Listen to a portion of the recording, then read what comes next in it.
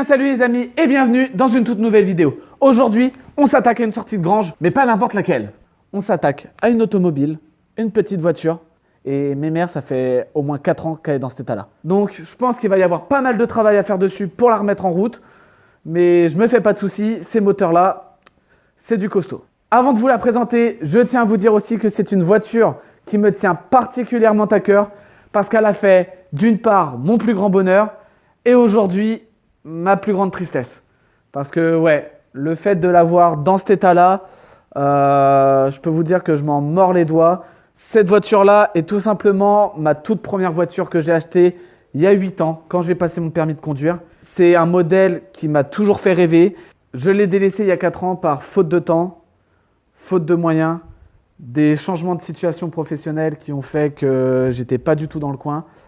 Et parce que je suis une sombre merde tout simplement. On n'a pas à laisser pourrir un modèle aussi beau, un modèle aussi mythique, tout simplement pour se donner des excuses de j'ai pas le temps, j'ai pas les moyens, ceci, cela. Cette voiture-là, c'est une voiture qui certes commence à coûter énormément aujourd'hui, mais les pièces sont quand même assez trouvables, elles sont quand même largement abordables. On peut réussir à l'entretenir sans trop de moyens parce que c'est un petit moteur. Il n'y a pas de pièces en fait là-dessus. Tu as 3 malheureuses pièces qui se battent en duel, vous allez le voir après. C'est de la mécanique très rustique, très simple, mais du coup de la mécanique qui en soi ne coûte pas cher. Dire que je l'ai délaissé par faute de temps et faute de moyens, non, c'est pas valable parce que certes c'était le cas, mais j'aurais dû prendre un peu de temps pour ma voiture, j'aurais dû prendre un peu de temps pour l'entretenir et malheureusement je ne l'ai pas fait. Aujourd'hui, quand je la vois dans cet état-là, ça me fait hyper mal au cœur. Mais aujourd'hui, grâce à vous, je peux prendre plus de temps et aussi je veux me donner plus de temps. Donc je vous invite à vous abonner, c'est super important. Ça soutient la chaîne et ça soutient aussi tous les projets de restauration, de remise en état et surtout de remise en vie de véhicules comme celui-là. De véhicules comme des vieux cafés raceurs, des véhicules comme des vieilles enduros, des véhicules comme mon Jeep qui se trouve de l'autre côté, qui nous regarde en train de faire cette vidéo sur cette magnifique petite voiture que vous allez découvrir juste après. Et pour tous ceux qui sont déjà abonnés et qui entendent ça toutes les semaines, un grand merci à vous de suivre la chaîne depuis autant de temps. Et voilà. Et sur ce, on commence la vidéo et je vous dévoile ce qui se cache derrière cette bâche. Pour les vrais puristes et ceux qui connaissent parfaitement bien ce modèle, je pense que vous avez reconnu ces petits globes arrondis et sa ligne très carrée. Et pour les autres, attention les yeux, je vous dévoile tout ça.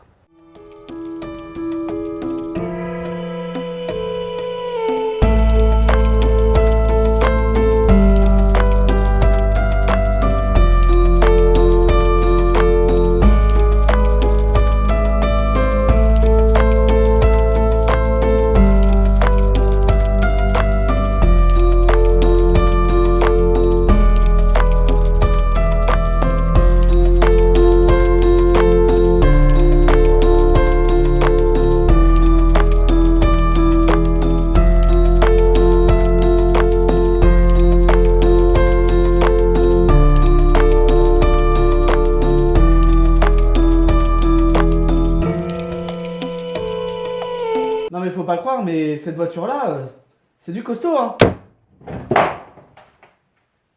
Bon ok, j'ai quelques détails à revoir sur la carrosserie, mais c'est rien, c'est un bout de plastique, on va remettre ça en état.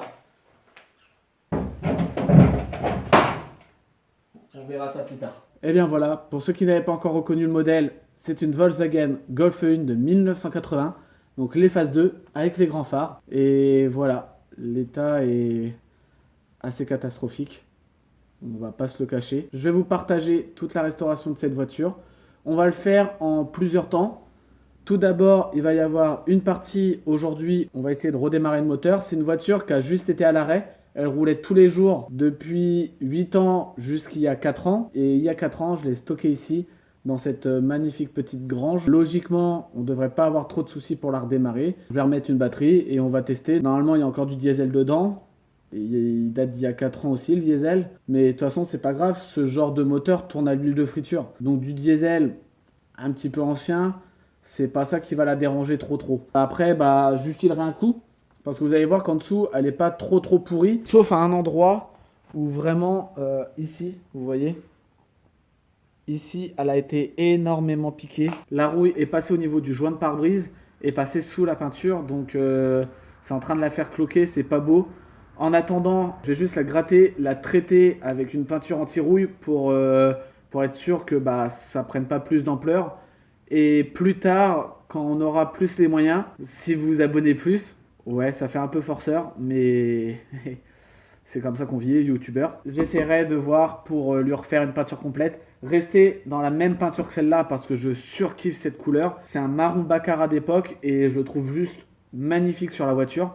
Donc voilà, pourquoi pas lui refaire une peinture complète, qu'elle soit parfaite. Mais vous allez voir en dessous déjà, la peinture est très propre. Les chromes sont très beaux, ils sont pas piqués. Et ça, c'est déjà une bonne nouvelle depuis le temps qu'elle est là. Là où j'ai de la chance, c'est que le sol, c'est un sol en dur, pas un sol en terre battue. Donc l'humidité ne remonte pas sous la caisse. Donc la caisse, elle est saine. Du coup, le projet avec cette voiture et les vidéos qui vont suivre sur ce projet, ça va être simple. On va faire une première partie, donc comme je vous ai dit aujourd'hui, où on va la nettoyer et essayer de la redémarrer. Ensuite, il y aura une deuxième vidéo où ça sera de la mécanique.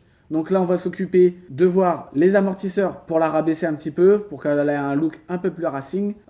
S'occuper d'une vidange. Forcément, ça fait 4 ans qu'elle n'a pas tourné. Changer les filtres à huile, à gasoil, à air. Changer tous les cylindres blocs pour être tranquille. Et les cardans. Parce que je me souviens, il y a 4 ans, j'avais déjà un cardan qui claquait. Comme ça, on repart sur une base saine, une base propre. Voilà, comme ça, elle est repartie pour 300 000. Ah oui, parce qu'il faut savoir que Titine, là, elle a 350 000, mais le compteur est bloqué depuis 8 ans. En fait, moi, mon compteur ne tourne déjà plus quand j'ai acheté la voiture. Et j'ai fait au moins 50 000 km avec, sachant que c'était ma voiture de tous les jours de base. Du coup, la voiture a au moins 400 000. Combien? C'est du solide Volkswagen. Et enfin, la troisième, je pense qu'il va intéresser un plus grand nombre d'entre vous parce que vous kiffez la rénovation et vous kiffez les transformations d'avant à après, et ben on va la pimper un petit peu notre voiture. Changer les vieilles jantes en tôle qui sont toutes pourries, qui sont toutes moches. On va refaire l'intérieur parce que comme tu le vois, l'intérieur, il n'est pas en raccord. Devant, ils ont mis des sièges en cuir et derrière, ils ont mis du tissu. Tu vois, ça le fait pas. Le but va être soit de retrouver une banquette arrière en cuir, soit de retrouver des sièges avant en tissu de la même. Du coup, ça va tranquille toi? Tu la connais pas cette voiture? Hein?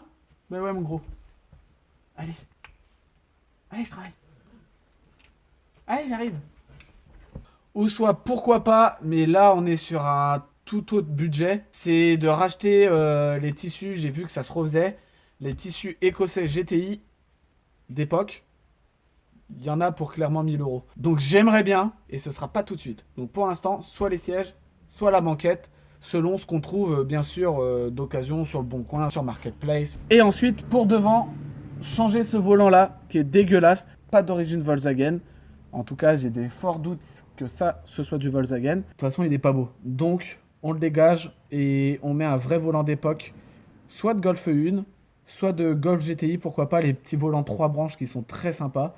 Petit volant boisé ou petit volant cuir, on verra. Dites-moi dans les commentaires ce qui rendrait mieux sur la voiture avec la petite couleur marron baccarat extérieur. Ensuite, j'aimerais bien mettre une petite console centrale comme sur les Golf 2 ou sur les Golf 1 GTI pour pouvoir avoir un petit peu plus de rangement. Et aussi changer ce pommeau de vitesse là parce que comme tu le vois, il est immonde, il est dégueulasse. Je suis sûr qu'il est rempli d'herpès en plus. Un petit pommeau, pourquoi pas en bois pour aller avec le volant. Je sais pas encore, on va réfléchir à tout ça. Et enfin, pour terminer l'intérieur, il va falloir que je change ces trucs-là parce que déjà, ça tient pas terrible. C'était déjà dessus quand j'ai acheté la voiture à l'époque. Franchement, c'est ni fait ni à faire, c'est pas beau. Certes, il y a du son, mais déjà, de ce côté-là, c'est pas beau, mais au moins ça tient. De ce côté-là, il a carrément oublié à mettre un truc en bois. Et après, pour cette restauration, je pense que ce sera déjà pas mal. Mais de toute façon, à chaque épisode, on verra forcément s'il y a des trucs à revoir, s'il y a des trucs qu'on n'a pas vu actuellement qu'il va falloir reprendre. Donc voilà, mais déjà, le principal des travaux à faire ont été énoncés. Et ça me fait plaisir de vous partager ce projet avec vous. Donc c'est parti, on ne tarde pas plus et on essaye de démarrer la voiture. Ah, et vous avez vu, cette fois-ci, on démarre la voiture dans la première vidéo et pas dans la dernière. Comme ça, je vous laisse pas sur votre faim. Voilà. Alors attention les amis, avant que j'ouvre, il faut savoir que sous ce capot se trouve un Altis double corps biturbo, un truc qui fait 650 chevaux. Attention, vous êtes prêts? 3, 2, 1, tadam!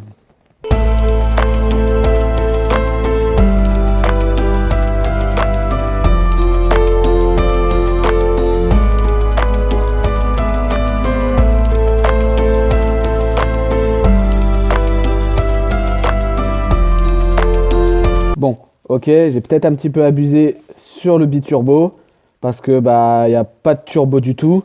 J'ai peut-être abusé aussi sur le double corps parce qu'il n'y a qu'un seul corps. Mais par contre, c'est bien un litre 6 là-dedans. Donc je vous présente les amis, le petit moteur diesel de chez Volkswagen, le 1 litre 6 D de à peine 54 chevaux. Et en plus de ça, je pense qu'avec les années, les 54 chevaux, ils sont un petit peu malades. Et c'est rien. Le principal sur cette voiture, c'est comme c'est écrit derrière, roulez pas vite, mais avoir la classe. Non, plus précisément, le but de cette voiture était d'une part ma première voiture. Donc au niveau des assurances, je voulais pas quelque chose de ultra cher. Cette voiture-là, je paye littéralement 13 euros par mois. Ouais, en tout risque. Ouais, je vous jure. Vraiment 13 euros par mois. Et à l'époque, quand j'étais jeune permis, je payais, attention, 19 euros par mois. En tout risque, en jeune permis. Et ouais les gars, soit tu peux avoir des magnifiques sportives récentes, mais en jeune permis, tu vas douiller ta race. Cette voiture-là, pour du jeune permis, comme c'est un vieux truc, qu'elle est en mode collection, non seulement ton contrôle technique, c'est tous les 5 ans parce qu'elle est en collection, et en plus de ça, ton assurance, t'as pas moins cher. Il n'y a pas moins cher sur une voiture. Donc, c'est tout bénef, c'est pour ça que je l'avais pris à l'époque, quand j'étais jeune permis, et en plus de ça... Et qu'on se le dise les gars, t'emballes des nénettes avec ça. Petite femme sur la banquette arrière en tissu. Bon, je t'avoue, j'ai jamais pécho. Je sais pas si c'est ça ou si c'est ça, mais j'ai jamais pécho sur ma banquette arrière de cette voiture-là. Mais il faut savoir que, par contre, j'étais le seul du lycée à avoir ma propre voiture.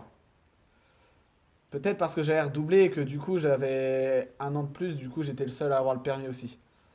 Juste, c'était la classe. T'arrivais au lycée, tu sais, un peu comme les Américains, sauf que les Américains, ils ont 16 ans quand ils arrivent au lycée dans les films. C'était la classe quand même. T'arrivais, tu te garais sur le parking des profs et tout ça. T'avais l'impression d'avoir 20 ans de plus que les autres élèves, surtout avec la beubare qui arrivait déjà. Tous les jours, on se posait à la cour de récré, tu vois, à la voiture, un petit peu de musique et tout. Franchement, c'était des souvenirs de malade avec cette voiture. Donc c'est pour ça, aujourd'hui, on restaure la belle. Bon, avant tout, avant de démarrer, on va vérifier, tu vois, déjà, je vois qu'il n'y a plus de liquide de refroidissement. Donc on va en remettre. Et on va vérifier l'huile aussi. J'ai vu qu'en dessous, j'avais une petite fuite. Rien de méchant, mais au cas où, on vérifie quand même l'huile avant de démarrer la voiture. Alors, pour vérifier l'huile, rien de plus simple. T'as une tige dans les toiles d'araignée. Juste ici. Hop. Ah, c'est vintage, hein. La gueule de la tige. Et par contre, l'huile, les gars, elle est parfaitement bien. Donc on va pouvoir la remettre. Et là, c'est du sport. C'est dans la petite jauge qui est juste en bas, là. Et voilà. Maintenant qu'on sait que l'huile est bonne, on va remettre du liquide. Et après, on pose une batterie. Et on essaye de démarrer la bête, les gars. Alors oui, il y a une barre anti-rapprochement sur la voiture. Mais je vous assure, les gars, que c'est pas moi qui ai mis une barre anti-rapprochement sur une bagnole qui fait à peine 50 chevaux. Ça y était quand j'ai acheté la voiture. Et déjà d'une, c'est stylé. De deux, quand j'ai pété mon embrayage, pour le refaire, il faut sortir toute la boîte. Et pour éviter qu'elle me tombe sur la gueule, bah, je me suis servi de ça avec une sangle pour la maintenir. Ça marche super bien, c'est super utile ce petit truc là. Et en plus de ça, même si elle n'est pas très puissante, dans les virages, tu prends quand même 130 avec cette merde. Et ça tient le pavé. La barre anti-rapprochement a fait le taf quand même.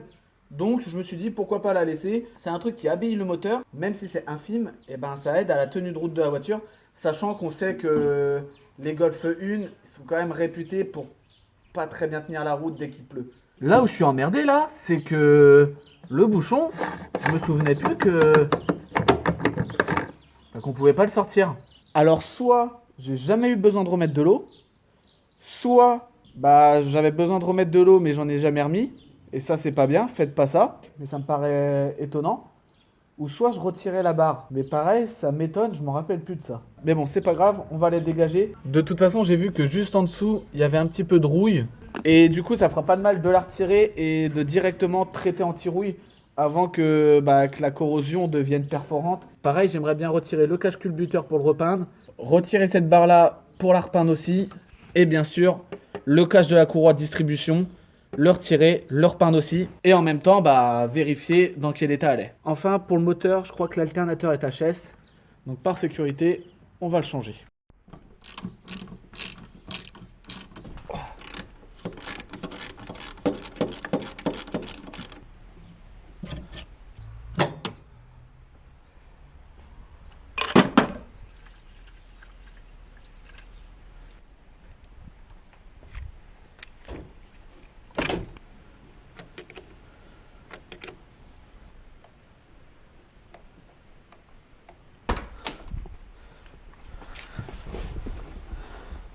Bon allez, on arrive au moment de vérité.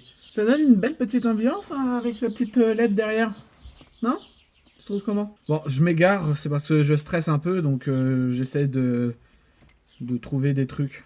Mais quand faut y aller, faut y aller. Alors déjà, premier truc sur ces voitures-là, et ouais, le starter manuel.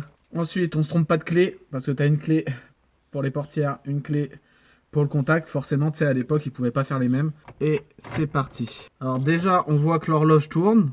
Les minutes se dérivent. Moi, je rêve de... Ok, je démarre. 2 minutes. Je vais donner un coup de clé directement pour lancer déjà l'huile pour la faire remonter un petit peu. Et en même temps, on verra s'il y a quelque chose de bloqué. Seulement après, je ferai le préchauffage. Donc vous inquiétez pas, si je fais pas le préchauffage maintenant, commencez pas à m'insulter dans les commentaires. C'est fait exprès. Ah. Vous avez sûrement une vitesse. Bon, elle a l'air de tourner. Maintenant, on va attendre le préchauffage. On a toujours dit 2.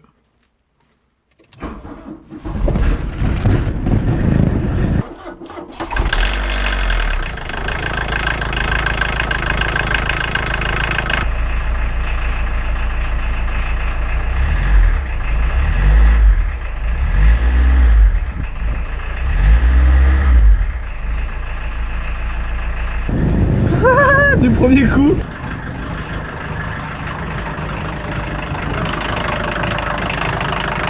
C'est vraiment incroyable ce moteur, hein, quand même. C'est fou. 4 ans qu'elle n'a pas tourné la voiture. 4 ans. Regardez comment elle tourne rond la voiture. C'est magique. Elle est magique cette voiture, je vous dis. Wow. Ça fait bizarre. Ça rappelle des bons petits souvenirs. On va l'arrêter et je vais lui donner un petit coup. Et vous allez voir à la fin de cette vidéo que la voiture, elle n'est pas dans un état si pourri que ça.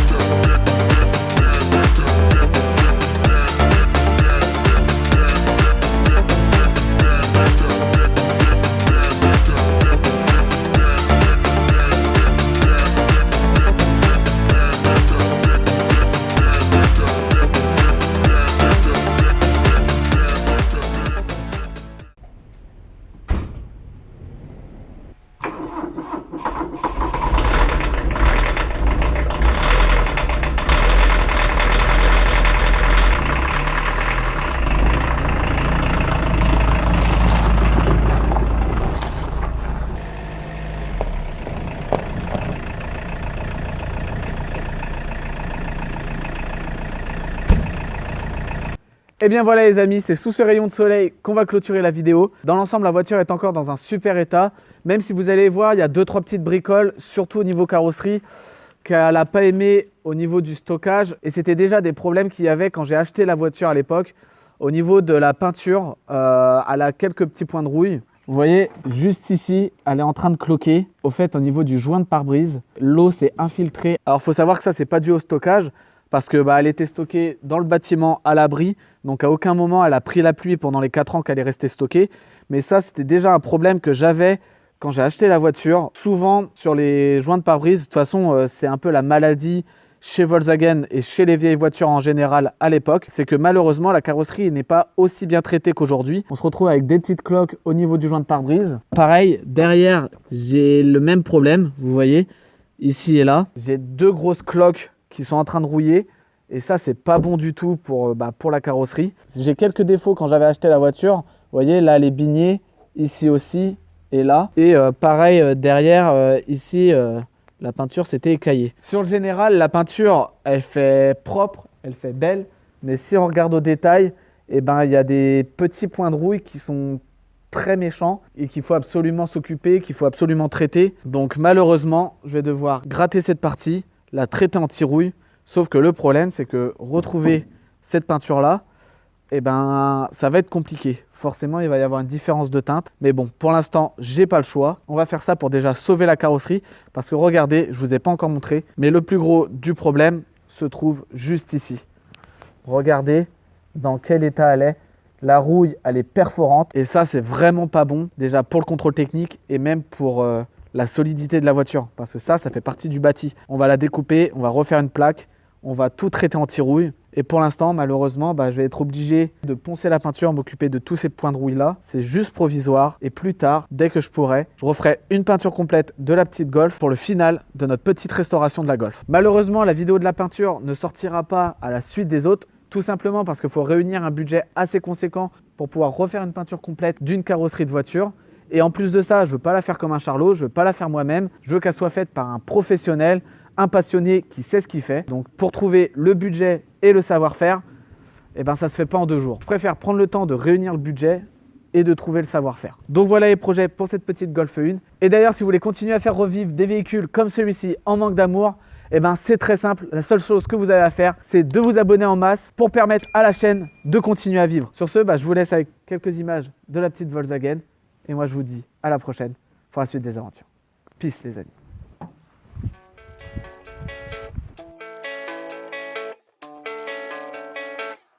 Yeah, I don't believe in destiny, I just do what's best for me. Don't listen to my enemies, they're just full of jealousy. Yeah, this legacy, you gon' see what's left of me. You gon' see success in me, you ain't seen the rest of me. I just wanna be the best at what I know, better than the rest, just watch me grow. Put me to the test and watch me go. This is my quest, I'ma make it known. They call me obsessive, oh I know. Call me selective with my notes, call me aggressive with my flow. Call me offensive even though Joe, I ain't gonna lie, life's tough. Try to get by, life's rough. Try to do it right, it's not enough. Even though you try, you still mess up. But I'm still gonna fight for what I love. Still gonna die for what I love. Still gonna try, I won't give up. Still gonna fight until I've won. They say I'm way too obsessed and I've got nothing left. And I'm not quite there yet, but those words they'll regret. Cause I've got something left and I'm not giving in. I will not let them win, I won't stop till the end, no.